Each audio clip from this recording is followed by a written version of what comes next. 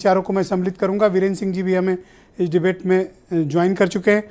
वीरेंद्र जी, ये जो दो बड़ी खबरें आज निकल कर आई हैं, इंडिया अलायंस की स्ट्रेटजी, उनकी एकता, और इसी बीच ये अनाउंसमेंट कि स्पेशल सेशन होगा, क्या होगा इसमें?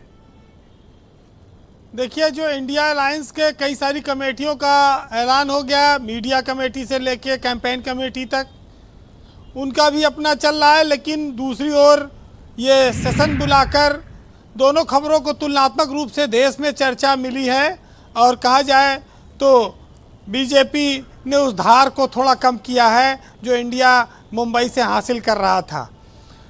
लेकिन जब बात आती है एक राष्ट्र एक चुनाव की, तो इस बात को सांसदीय के चुनाव और विधानसभा के चुनाव तक ही देखा जाना चाहिए कि लोकसभा और विधानसभा के चुनाव एक साथ होंगे।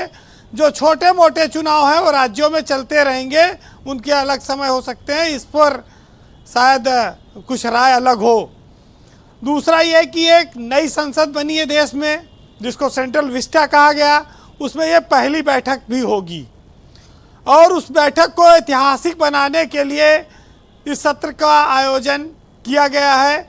उसमें कुछ बड़े ऐतिहासिक बिल, कोई बड़ा ऐसा ऐलान वहाँ पर संसद में करे सरकार, हो सकता है, चाहे वो महिला आरक्षण का बिल ले आए, चाहे यूसीसी पे कोई निर्णायक स्थिति करे, तमाम सारी चीज़ें हो सकती है। और इस संसद के सत्र को ये ऐतिहासिक बनाने में कुछ ना कुछ तो करेंगे।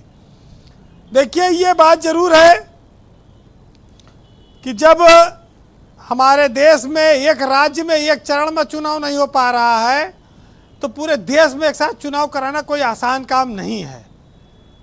और भारत एक इतना विशाल देश है कि उसके एक एक प्रदेश में हर साल 1.5 साल पे चुनाव चलता रहता है, कभी प्रधानी का, कभी प्रमुखी का, कभी जिला पंचायत का, कभी नगर पालिका का, कभी विधान परिषद का।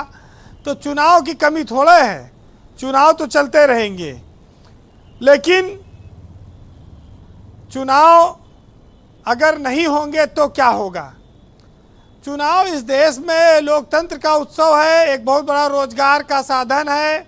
और जैसे हम लोग कहते हैं कि गाय पे निबंध लिखो, गाय हमारी माता है, वो 4 पैर हैं, दूध देती है, वैसे चुनाव इस देश में पोस्टर से लेके युवा, मजदूर, गाड़ी, पेट्रोल पंप, छपाई, रंगाई, टेंट, कैटरिंग, शराब, सब व्यवसायों को फलने फूलने का अवसर देती है। बहुत सारे लोगों को इसी में अपना काम मिला रहता है। तो बात यह है कि अगर एक साथ चुनाव हो जाएंगे तो 5 साल लोग क्या करेंगे?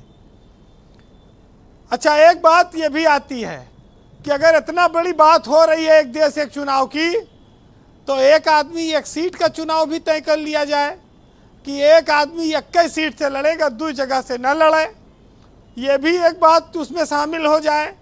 तो ये जो नेता 2-2, 3-3 जगह से लड़ते हैं, ये भी बंद हो सिस्टम, इस पर भी विचार होना चाहिए।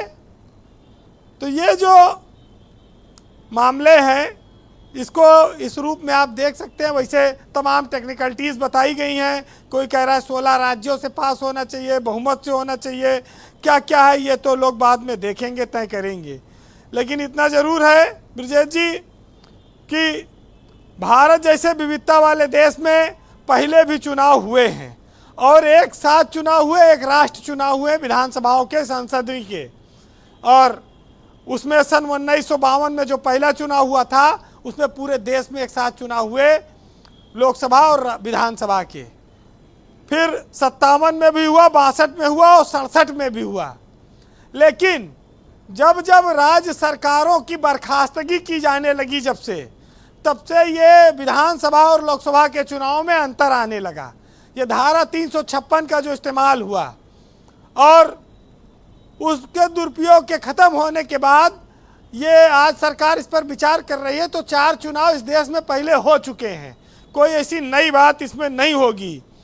और अब कमेटी बनाकर देख लें, एक बात आएगी कि अगर कोई लोकसभा में बहुमत नहीं मिलता, कोई किसी का सपोर्ट नहीं करता, तो क्या फिर दोबारा चुनाव कराना पड़ेगा? ऐसी स्थिति में राज्यों की विधानसभाओं में भी क्या दोबारा चुनाव होंगे? तमाम सारी बातें देखने और सुनने को मिलेंगी। तो ये जो 5 साल का समय होगा वो कैसे बीतेगा। वैसे चुनाव अगर होता है बीच बीच में तो महंगाई भी सरकार घटाती है, पेट्रोल डीजल के दाम भी घटाती है कि फला फला राज्य में चुनाव है थोड़ा दाम कम कर दो, इसी बहाने। नहीं तो एक बार दाम बढ़ेगा तो 5 साल कमाई नहीं होगा, ये भी एक डर है, बड़ी समस्या पैदा हो जाएगी। तो थोड़ा डर बना रहता है।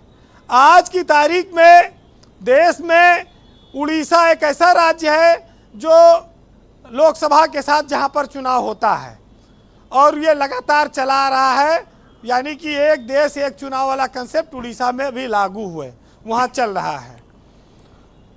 तो ब्रजेश जी ये सब बातें हैं जी। और कितने राज्यों की सहमति बनेगी, कितने इसमें इलाकाई क्षेत्र प्रभावित होंगे, ये सब तो देखना होगा। लेकिन इस देश में अभी बहुत सारी चीज़ों की ज़रूरत है। 1 nation 1 education, 1 nation 1 medical, 1 nation 1 pension, 1 nation 1 law, तमाम सारे, और 1 नेशन 1 रेवड़ी, ये सब की भी बहुत ज़रूरत है, ये सब भी आना चाहिए। बहरहाल आज इंडिया जो गठबंधन हुआ है उसकी बैठक हुई, अगर स्वामी प्रसाद मौर्य को उसका प्रवक्ता बनाया जाता तो शायद ज़्यादा फायदे में रहता गठबंधन। इस पर भी एक विचार आना चाहिए जी। तो कुल मिलाकर मुर्गा नोट दारू वालों के लिए अच्छी खबर नहीं है ये। अगर ऐसा होता है तो इस पर थोड़ा सरकार को विचार करना चाहिए कि बहुत सारे लोगों की रोजी रोटी जड़ी हुई है। बहरहाल इस देश में जब से आज़ादी मिली है तब से बहुत सारे नए सहयोग बने हैं, बहुमत की सरकारें आई हैं और मोदी की सरकार प्रचंड बहुमत की सरकार है।